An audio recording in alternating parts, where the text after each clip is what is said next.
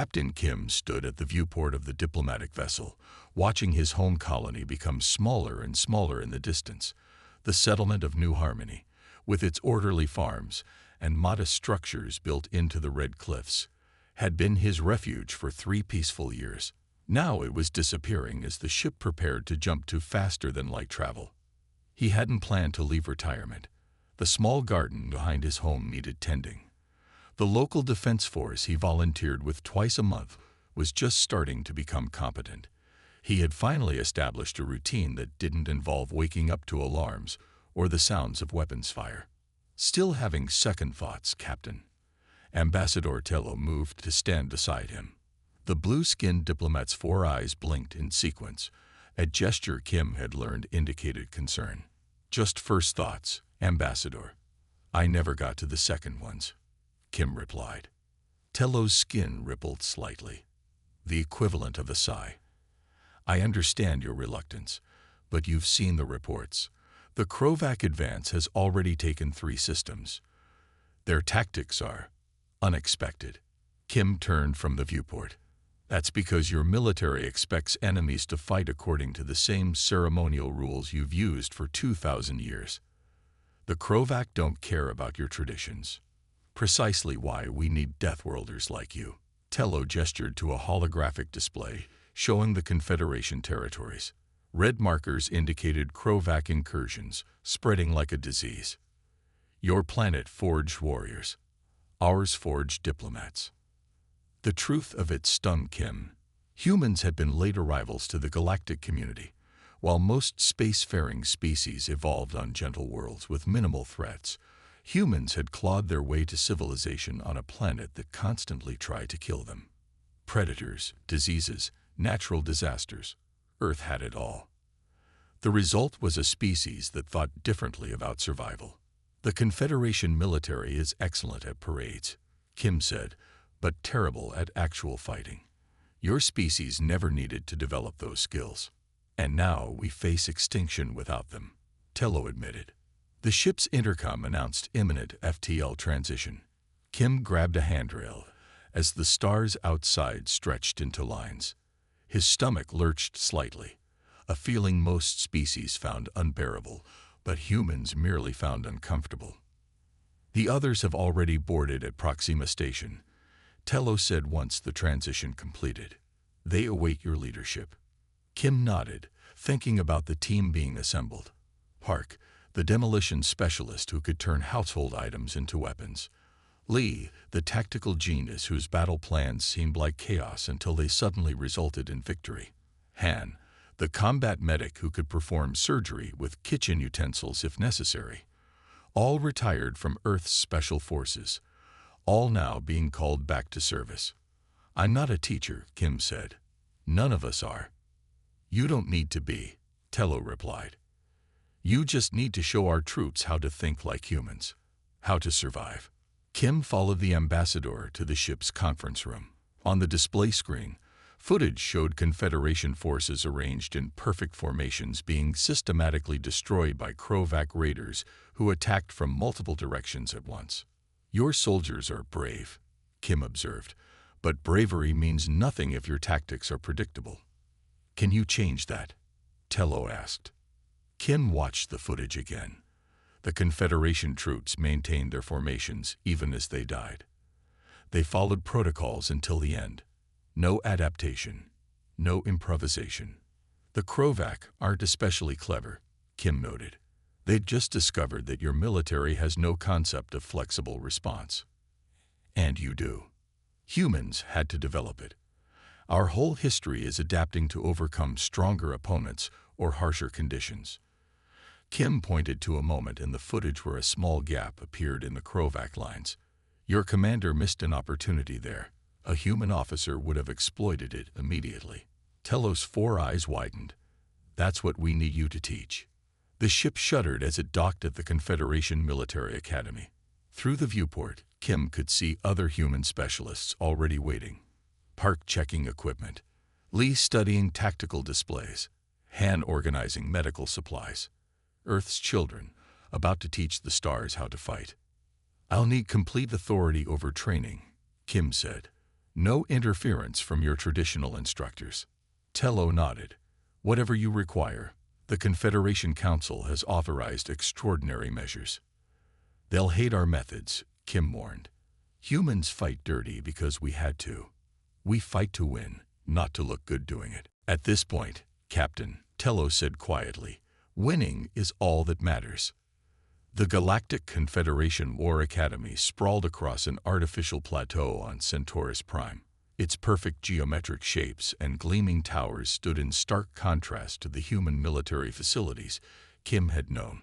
Facilities built for function rather than appearance. This is our primary training arena, Commander Voss said, his long limbs gesturing proudly at the enormous chamber. The high-ceilinged room contained holographic projectors and training equipment arranged in precise patterns. Cadet units marched in perfect formation, executing textbook maneuvers with mechanical precision. Kim watched in silence, his expression growing darker with each passing minute. Park and Lee exchanged glances behind him. Han quietly made notes on a datapad. This is completely wrong, Kim finally declared, staring at the training course. Your cadets will die if they follow these formations. Commander Voss bristled, his neck frills expanding, a sign of agitation in his species. These tactics have been refined over centuries. Against ceremonial opponents, maybe. The Krovac will slaughter forces that move this predictably. A group of alien instructors had gathered nearby, their murmurs of disapproval growing louder. Voss' four arms crossed defensively across his chest. Perhaps the humans would care to demonstrate a superior approach. One instructor called out. The mockery in his voice was clear. Gladly, Kim replied. He turned to Lee. Set up a basic scenario. Standard Krovac assault pattern against Confederation defense. Lee stepped to the control panel, quickly programming the simulation. The holographic training area transformed into a battlefield. One side showed Confederation forces in their perfect formations. The other displayed the approaching Krovac forces, insectoid warriors whose movements appeared chaotic, but contained subtle patterns. I'll command the defense, Kim said, stepping into the simulator. Run the standard Confederation protocols. The simulation began. Kim deliberately followed the Confederation battle doctrine exactly as written. Within 3 minutes, his forces were surrounded and eliminated. The alien instructors watched in silence. Now, Kim said, let me show you how humans would approach this. The simulation reset. This time, Kim scattered his forces into smaller units. He positioned them behind terrain features. When the Krovac attacked, Kim's units struck from unexpected angles, retreated when pressed, and counterattacked when opportunities appeared. The holographic Krovac forces became confused, their cohesion breaking down as they tried to respond to threats from multiple directions. In 5 minutes, the simulation ended with a complete victory for Kim's forces. The room remained silent. That wasn't a proper battle, Volos finally protested. There was no honor in those tactics. No discipline. The Krovac don't care about honor, Kim replied. They care about winning. So should you. Park stepped forward. Your current training produces soldiers who can march in perfect lines while they die. We need to teach them to be unpredictable. The academy director, a tall figure named Toll, raised a hand for silence. The humans will have 1 week to demonstrate their methods with a test group of cadets. After that, we will evaluate. Later, in the mess hall, the human instructors sat together at a table, isolated from the others. Alien cadets stared at them from across the room. Humans were rare in Confederation space, and these particular humans represented a challenge to centuries of military tradition. Lee noticed a group of younger cadets watching them with more curiosity than hostility. He approached their table. You have questions, he said, sitting down among them. The cadets looked at each other nervously. Finally, one spoke. Is it true that humans fight without formations? We use formations when they serve a purpose, Lee explained, but we change them when they don't. Tomorrow, we're going to teach you how to think, not just follow. Survival isn't about perfection. It's about adaptation. The cadets exchanged nervous glances. Such concepts were foreign to species that had known peace for millennia. But the regulations state, one cadet began. "The Krovac haven't read your regulations," Lee interrupted. "They exploit the fact that you follow them." From across the mess hall, Kim watched the interaction. He knew the challenges ahead were greater than just teaching new tactics. They needed to change how these aliens thought about conflict itself. "They're listening," Han observed, sitting beside Kim. "That's a start." Kim nodded. "They'll need to do more than listen. The Krovac won't wait for them to memorize new doctrines. At least they recognize they're losing," Park added. "That's the first step to change." "Tomorrow we show them why they're losing," Kim said. "And if they're smart, they'll be afraid before they become effective." The human instructors understood something the Confederation had forgotten over centuries of peace. Fear was a powerful teacher, and respect for an enemy's capabilities was the beginning of survival. Morning light filtered through the Academy's dome as cadets gathered for what had become the most controversial training session on Centaurus Prime. 3 days had passed since the humans began their instruction, working with a small group of volunteers who dared to try the new methods. Most of the Academy still viewed the humans with suspicion or outright hostility, but curiosity had drawn a large crowd of observers today. "They're watching because they expect us to fail," Cadet Neri told her squad. The young officer had emerged as the natural leader of the volunteer group, her four-armed frame more agile than most of her species. "Let's show them something they've never seen before." Kim stood at the control panel, programming the day's scenario. The training arena, normally used for precision drills and ceremonial combat training, had been reconfigured overnight. Instead of open spaces and clear sight lines, it now contained rubble, barriers, smoke generators, and unpredictable terrain. "This simulation represents urban combat against Krovac raiders," Kim announced to the observers. "Conventional doctrine states this scenario cannot be completed with fewer than 40% casualties." Traditional instructor Mox, his scaled skin shimmering with agitation, stepped forward. "These cadets have barely begun their training. This scenario is designed for final-year students." "The Krovac don't care about your training schedule," Kim replied. "Neri's squad will complete it with minimal casualties." Murmurs spread through the crowd. Such a claim was absurd by Confederation standards. "Begin," Kim called out. The training arena erupted in chaos as Kim's demonstration began. Cadet Neri led her squad through the obstacle course, while Park's team provided simulated enemy fire. Holographic Krovac soldiers appeared from hidden positions, their weapons firing training pulses that would register as hits on the cadets' armor. "Scatter pattern Delta," Neri called out. Her squad immediately broke formation, each member moving in an apparently random direction while maintaining awareness of their teammates. "Unpredictable movement," shouted Park from his observation post. "The enemy can't hit what they can't predict." The cadets ducked, rolled, and used terrain features for cover, nothing like the straight-line advances taught in conventional training. When they returned fire, they did so from unexpected positions, often after creating distractions elsewhere. Traditional instructor Mox watched with growing concern. "This isn't warfare. It's barbaric. It's survival," corrected Han, adjusting the simulation intensity. "And it works." The simulation advanced to its second phase. The holographic Krovac adapted their tactics, concentrating fire on areas where they expected the cadets to appear. "They've identified our pattern," Neri realized. Without waiting for instructions, she signaled her squad to shift to a completely different movement style, now advancing in short, coordinated rushes rather than individual movements. Kim nodded in approval. "She's learning to adapt mid-battle." "Exactly what we need."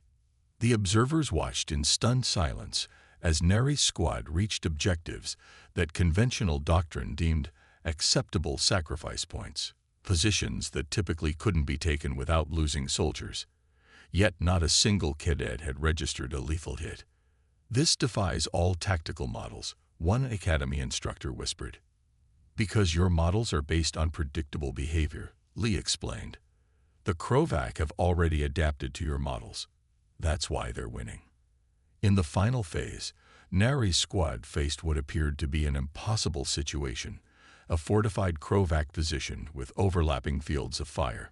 Conventional doctrine would call for a frontal assault with acceptable losses.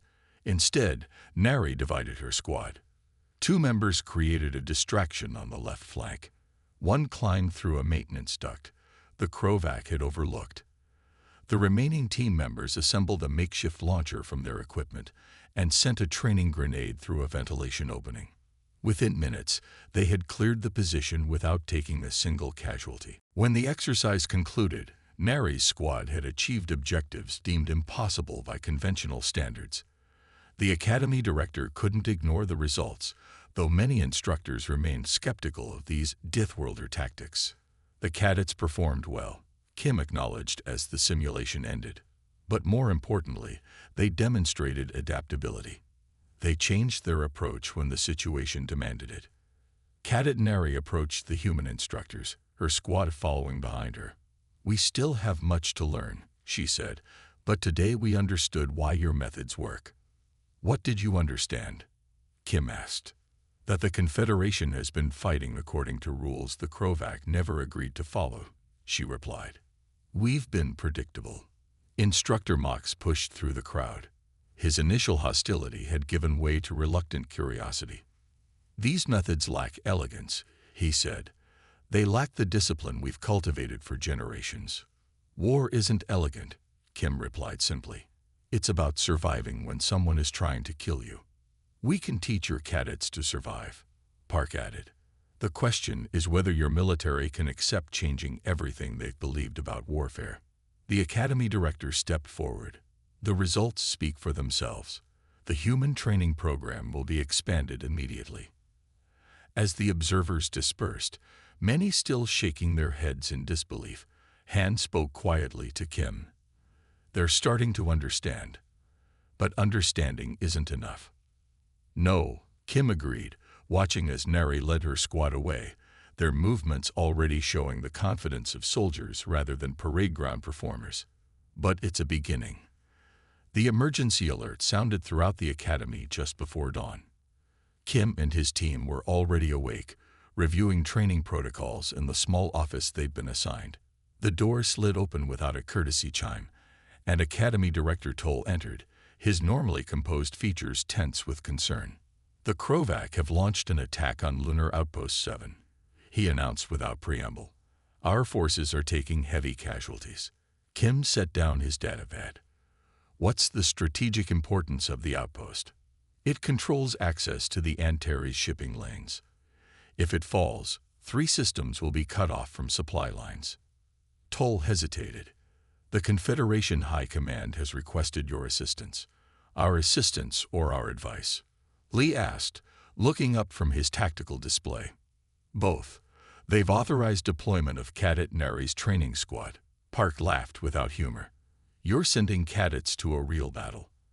"They've had 2 weeks of training." 2 weeks of your training," Toll countered, "which is apparently worth more than years of our conventional methods. The regular Confederation forces are already on site, but they're following standard protocols with predictable results." Han stood up. "I'll prepare medical kits. They'll need more than the standard issue." "How soon can they deploy?" Toll asked. Kim looked at his team, then back to the academy director.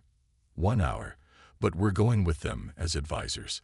57 minutes later, Nari's squad boarded the transport vessel. The 18 cadets, representing 6 different Confederation species, carried modified equipment based on human specifications. Their armor had been adjusted for greater mobility, sacrificing some protection for speed.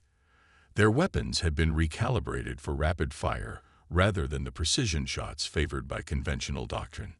Kim and Lee took positions in the tactical center of the transport. Park joined the cadets in the deployment bay, going over last-minute adjustments to their explosive charges. Han set up a mobile medical station.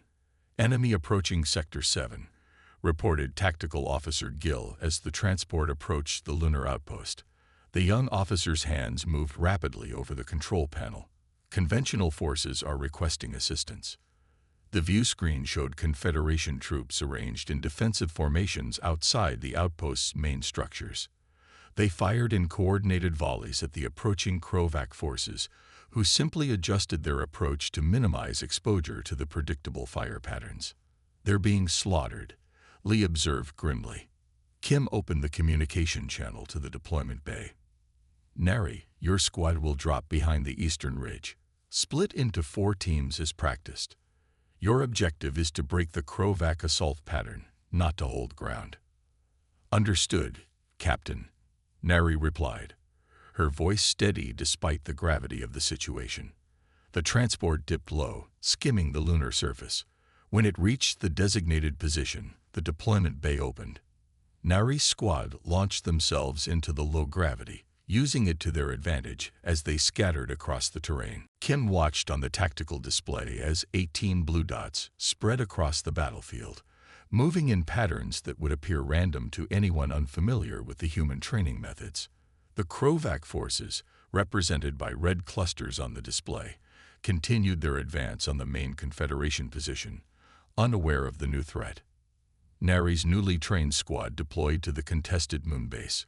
They moved in small teams, using terrain for cover, nothing like the rigid formations taught before. One team positioned themselves on a rocky outcropping, providing covering fire. Another circled wide to approach the Krovac flank. The third placed explosives at key terrain points, while the fourth created a diversion with targeted strikes at Krovac communication nodes. When the Krovac attacked, expecting the usual Confederation response, they instead found an unpredictable defense that struck from multiple angles. Confusion spread through their ranks. Their advance slowed, then halted as they tried to identify the source of the unexpected attacks. "Detonation in 3, 2, 1, Park counted down from his monitoring position. The explosives planted by Nari's third team erupted, creating a dust cloud that further disoriented the Krovac forces. In the confusion, the conventional Confederation troops rallied, adjusting their positions based on urgent instructions from Lee. "Press the advantage," Kim ordered. "Don't give them time to reorganize." For 20 minutes, the battle hung in balance. Then the tactical display showed something unprecedented. The red dots representing Krovac forces began moving away from the outpost. "They're retreating," Lee announced over the comm channel. First victory against a superior Krovac force. The conventional Confederation commander, a veteran named Dex, appeared on the view screen. "What just happened?" he demanded, his expression a mixture of relief and confusion. "Human tactics happened," Kim replied simply. "Your cadets performed admirably." "Those were cadets." Dex looked stunned. "We've been fighting the Krovac for months without a single clear victory. Now you have one," Kim said. "And if you're wise, you'll learn from it." The news spread quickly through Confederation space. Within hours, the battle footage had been transmitted to military command centers across 3 sectors. By the end of the day, 6 different Confederation worlds had sent urgent requests for human instructors. Back on the transport, Nari's squad celebrated their victory. They had suffered minor injuries but no casualties, a result that conventional doctrine had deemed impossible against superior Krovac numbers. "Today we survived," Nari told her squad. "Tomorrow we teach others to do the same." Kim watched the cadets from the doorway of the tactical center. "The real war starts now," he said quietly to Lee. "The war against the Krovac?" Lee asked. "No," Kim replied. "The war against centuries of military tradition. Everyone wants our results, but not everyone will accept our methods." "They'll accept them," Lee said confidently, "or they'll die." The victory at Lunar Outpost 7 changed everything. Within 2 weeks, human training programs had been established on 7 major Confederation worlds. Cadets who had trained under Kim's team became instructors themselves, spreading the new combat doctrine throughout the military. For the first time since the conflict began, the Krovac advance had slowed. Kim studied the tactical reports in his office at the academy. Something had changed in the Krovac approach.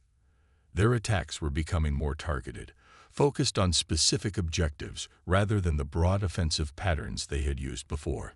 Lee entered the room, his face grim. "You need to see this," he said, placing a data crystal into the display unit. The holographic projection showed footage from 3 different battles across Confederation space. In each case, the Krovac forces had specifically targeted units trained in human tactics, ignoring easier objectives to eliminate these threats. "They're targeting us specifically," Kim explained, examining the data. "The Krovac have identified humans as the source of the tactical changes.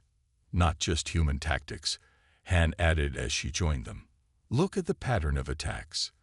They're prioritizing any unit with actual human personnel." Park whistled softly. "We've made quite an impression. But how did they identify us so quickly?" Lee wondered. "The Confederation has hundreds of species. Humans are rare." Kim zoomed in on one piece of footage. "Because we're the only ones who fight like this, they've recognized the source of their defeats." The Academy's alert system suddenly blared. Red emergency lights flashed throughout the complex. "Perimeter breach in Sector 4, announced the automated system. "All personnel to secure locations." The 4 humans exchanged glances. Sector 4 contained their quarters and training facilities. "This isn't a coincidence," Kim said, grabbing his sidearm from a drawer. An explosion rocked the Academy. The lights flickered and went out, replaced by emergency backup systems. Kim's team moved quickly into the corridor, where confused cadets and instructors were trying to understand what was happening. "Secure the East Wing," Kim ordered Nari, who had been promoted to instructor after the lunar outpost battle. "Lee, coordinate with security. Park with me." As they moved through the corridors, another explosion shook the building. Through a shattered window, Kim could see unfamiliar craft landing in the Academy's central courtyard. Figures in dark armor emerged, moving with purpose toward the main buildings. "Assassins," Kim said. "They've breached security." "Not standard Krovac military," Park observed as they took cover behind a fallen support beam. "These are special operators. They fear what they don't understand," said Park as they took defensive positions. "And they definitely don't understand us." The next hour was chaos. The Krovac strike team moved efficiently through the Academy, bypassing standard security measures and targeting areas associated with the human training program. But unlike previous Confederation defenders, the Academy was no longer following predictable protocols. Nari led her cadets in an irregular defense, constantly shifting positions and creating confusion among the attackers. Han established a medical triage point that moved 3 times during the battle. Lee coordinated the defense from multiple communication points, never staying in one location long enough to be targeted. Kim and Park confronted the Krovac team leader in the main training arena. The insectoid warrior was larger than the others, his armor bearing markings of high rank.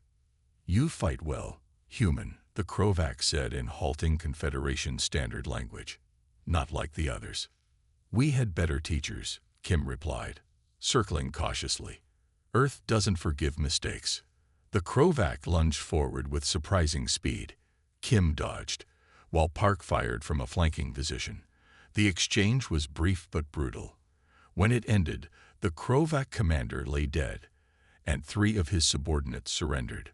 By nightfall, the attack had been repelled. The Academy had suffered damage, but casualties were far lower than they would have been before the human training program.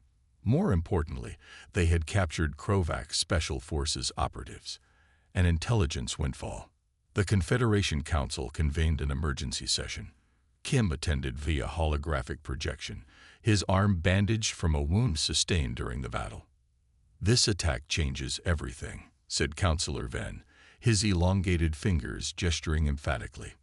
"The Krovac targeted our academy specifically to eliminate the human influence. Perhaps we should consider removing the human instructors to de-escalate the situation." Murmurs of agreement spread through the council chamber. Kim waited patiently for them to finish.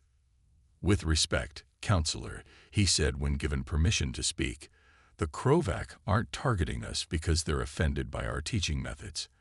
They're targeting us because we're the first real threat they've encountered. The attack demonstrates how far they'll go to eliminate that threat," argued another counselor. "Perhaps returning to our traditional approaches would reduce casualties." "The Krovak won't stop because we return to predictable tactics," Kim told the council. "They'll simply destroy you more efficiently." Academy Director Toll stood. "The captured Krovak have confirmed Captain Kim's assessment. They were sent specifically to eliminate the human training program because it has been effective. Their orders were to kill every human instructor and any Confederation personnel trained in their methods." Silence fell over the council chamber. "This attack wasn't an escalation," Kim continued. "It was a desperate move by an enemy who suddenly realizes they might lose. For the first time, the Krovak are afraid.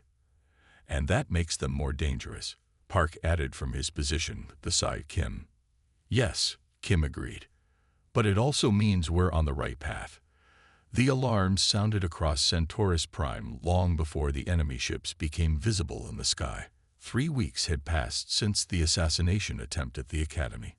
3 weeks of intensified training, spreading human combat doctrines to as many units as possible. 3 weeks that hadn't been enough. 37 ships, reported the censor officer at Centaurus Defense Command. "Largest Krovak fleet we've encountered." Academy Director Toll stood beside Kim at the command center viewport, watching as the first defensive satellites began engaging the incoming vessels. "They're committing everything to this attack because they know this is where the change is coming from," Kim replied. "Destroy the Academy, destroy the new tactics." The Krovak fleet appeared above Centaurus Prime, overwhelming conventional defenses with sheer numbers. Defense platforms designed to repel small raiding parties were quickly overwhelmed. The outer defense line, arranged in the perfect geometric formations favored by Confederation doctrine, held for just 17 minutes before collapsing. "Evacuation protocols are in effect," Toll announced. "All non-essential personnel will proceed to the shelters." Kim looked at his fellow human instructors. They had gathered in the command center as soon as the alarms sounded, each already preparing in their own way. Park had collected an assortment of equipment that looked harmless but could become deadly in his hands. Lee had taken over a tactical station, rerouting data streams to create a more comprehensive battlefield view. Han had assembled medical kits and was instructing Confederation medics on emergency procedures. "We're not evacuating," Kim said firmly. "You're instructors, not combat personnel," Toll replied. "Your knowledge is too valuable to lose." "We're not just instructors today," Kim told his team. "Time to show them what Deathworlders do in actual combat." Toll started to protest, then stopped. In the weeks since the humans had arrived, he had learned that arguing with them, when they had that particular expression, was pointless. "What do you need?" he asked instead. Kim smiled. "Everything. And complete authority over the defense." Within an hour, the conventional defense had fallen back to secondary positions. The Krovak methodically advanced toward the Academy and the planetary capital nearby. But something unexpected awaited them. Lee coordinated the defense, using tactics no Confederation commander would have conceived. Instead of meeting the Krovak advance with massed forces, he scattered defensive units throughout the city, creating ambush points and killing zones. Communications operated on rotating frequencies that prevented the Krovak from jamming them effectively. Han established field hospitals in tunnels beneath the surface, moving them regularly to avoid targeting. Her methods for treating wounded, prioritizing quick stabilization and return to combat over complete healing, shocked Confederation medics, but kept more defenders in the fight. Park rigged asteroid debris to become improvised weapons. The Krovak had destroyed several small moonlets in orbit during their approach, creating a debris field. Park's team captured these fragments with tractor beams, attached simple propulsion units, and turned them into guided projectiles that struck from unexpected vectors. Kim moved between positions, adjusting tactics as the battle evolved. The Krovak, expecting another easy victory against predictable opponents, found themselves facing an entirely different kind of resistance. "They're adapting," Lee warned during the third hour of the battle, "changing their approach to counter our methods." "Then we change too," Kim replied. "That's the core of what we've been teaching. Adaptation always beats optimization." The turning point came unexpectedly. Instructor Mox, who had opposed human methods from the beginning, found his squadron cut off from the main defense. Following conventional doctrine, they should have surrendered or fought to the death in place. Instead, Mox remembered what he had seen in the training sessions: scatter pattern. He ordered his pilots: unpredictable movements. Strike from angles they don't expect. His squadron survived. Not only survived, but drove back a Krovac force 3 times their size, creating confusion in the enemy ranks. The battle for Centaurus Prime lasted 14 hours. When it ended, the Krovac fleet retreated, leaving behind destroyed vessels and thousands of troops stranded on the surface. Troops that were quickly captured by the defenders. In the Academy's command center, the exhausted defenders gathered to assess the situation. Kim's team had suffered injuries but remained intact. Around them, Confederation officers looked at the humans with new respect. Instructor Mox approached Kim, his uniform torn and burned from combat. "I owe you an apology," he said formally. "I believe your methods lacked honor." Kim shook his head. "You don't owe me anything. You saved your squadron by adapting." "Unconventional thinking isn't dishonorable," Mox admitted. "It's necessary." Director Toll joined them, reviewing casualty reports. "We lost many today, but far fewer than expected against such a force. The Krovac lost more, including their flagship. They'll be back," Kim warned, "but different next time. They'll try to adapt to our approach. And we'll be ready," Mox said with newfound conviction. "Because now we understand what you've been teaching us all along." Lee looked up from his tactical display. "Which is?" Mox straightened, his injuries seemingly forgotten for a moment. "That the greatest weapon isn't our technology or our numbers," he said. "It's our ability to change when circumstances demand it." Kim nodded. The lesson had been learned. Perhaps not by all, not yet, but enough to make a difference. The Galactic Confederation Military Academy on Centaurus Prime looked nothing like it had a year before. The perfect geometric patterns of its training fields had been replaced with uneven terrain and obstacle courses. The pristine corridors now display battle maps and tactical simulations rather than ceremonial formations. Even the uniforms had changed, prioritizing function over appearance. Captain Kim walked through the main training hall, watching as cadets from 37 different species practiced combat maneuvers. They moved with a fluidity and unpredictability that would have been unthinkable under the old doctrine. Some used their natural abilities in ways the Confederation had never considered. Aquatic species creating moisture barriers, winged species using aerial tactics, burrowing species creating unexpected attack vectors. Hard to believe this all started with just 4 humans and 18 cadets, Lee said, joining Kim at the observation platform. Kim nodded. The Confederation was ready for change. They just needed someone to show them how. 1 year later, the Confederation military had transformed. Human instructors led academies throughout Allied space, teaching not just tactics but mindset. The Krovac offensive had stalled, then reversed as more Confederation forces adopted the new methods. In the last 3 months, no Confederation outpost had fallen, and 7 previously occupied systems had been liberated. "Captain Kim," called a voice from behind them. "The new class is assembled." Kim turned to see Instructor Neri. Her promotion to full instructor had become official 6 months ago, after she led the defense of the Proxima colony against a Krovac raiding fleet. Her actions had saved thousands of lives and earned her the highest military honor the Confederation could bestow. "Thank you, Instructor," Kim replied with a nod. "Let's not keep them waiting."